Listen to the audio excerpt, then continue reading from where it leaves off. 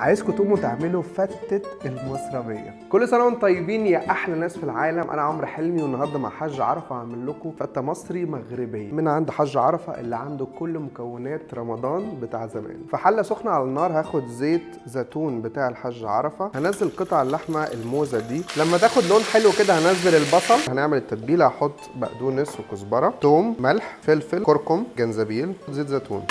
دلوقتي بقى البصل دبل، هنحط ميه والخلطه اللي عملناها دي كلها. هنخلي الميه يا دوب تغطي اللحمه كده، وهنسيبهم على النار تقريبا لمده ساعه عشان نعمل رز بسمتي حلو جدا. هننزل زيت رز بسمتي الحاج عرفه المغسول، زعفران، ملح. لكل كوبايه رز كوبايه ونص ميه. لما يتشرب بقى اكتر من كده شويه هنوطي عليه خالص. البرقوق او القراصية والمشمش هنحطهم في طاسه كده اهو على النار، شويه ميه صغيرين. لما يبتدوا ينفشوا كده احط عليهم بقى السكر، ميه الزهر. وبكده عملنا فتة المصربية، وبألف هنا وشفا.